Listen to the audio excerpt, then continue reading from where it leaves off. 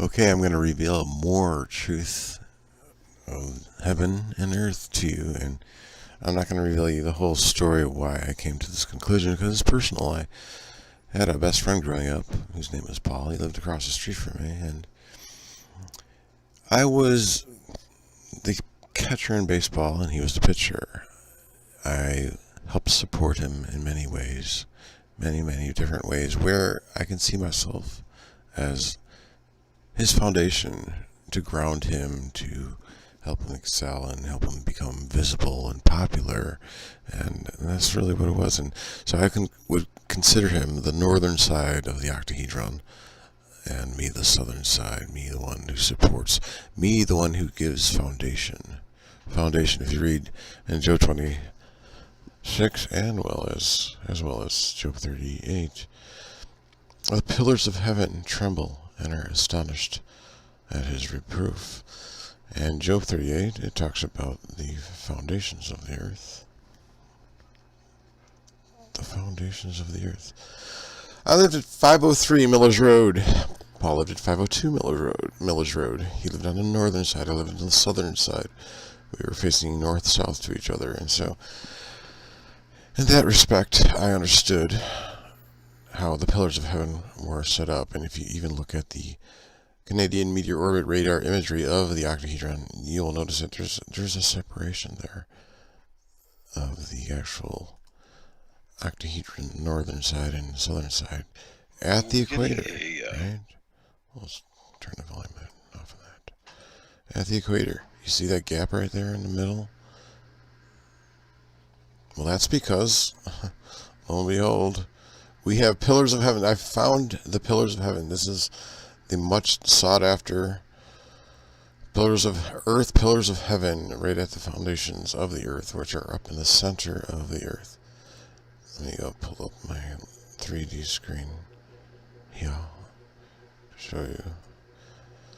Okay, if you've been following me before, you will know and understand that we have the four living creatures, which are symbolic, but they're surrounding the perimeter field area and the center of the earth, center of the heaven.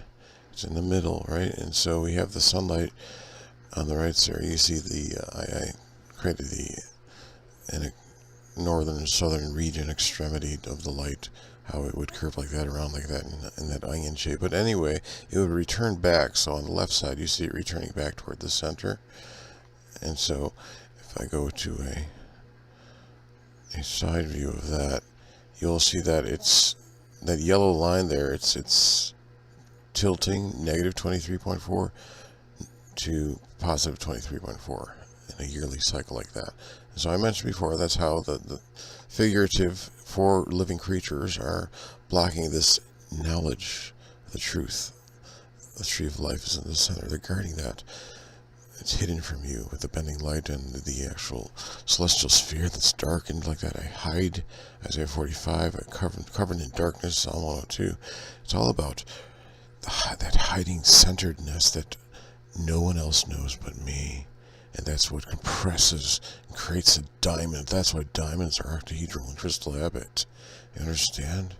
Because there's a compression involved. It compresses the hardest substance on Earth. And that's why that is happening like that. But that light has to get in there because, obviously, it's held up at pillars on the four sides like that. You see the four pillars like that?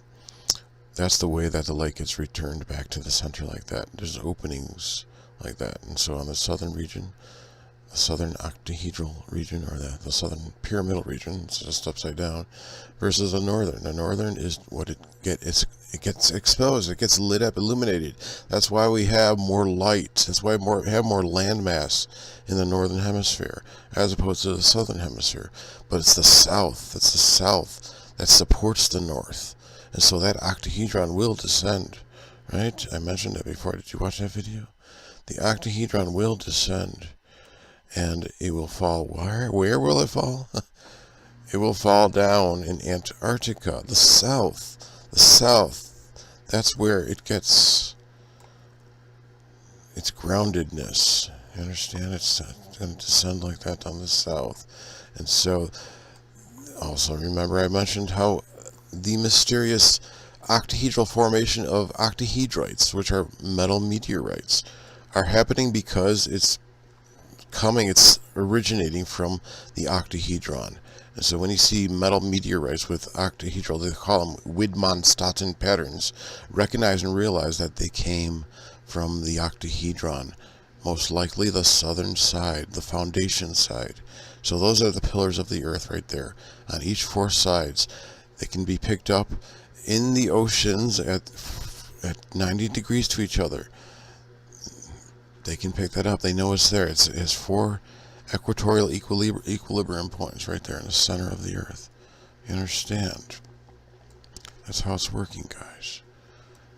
This is like so groundbreaking. This is I just don't think most people are ready to accept or acknowledge this, but this is what's happening.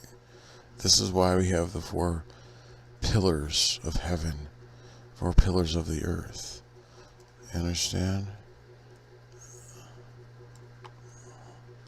Four pillars. Let's change the shading here. Okay. And so most likely we have at the dielectric inertial plane, which is the equator, we'll have a crystalline floor, right? It's all making sense, isn't it?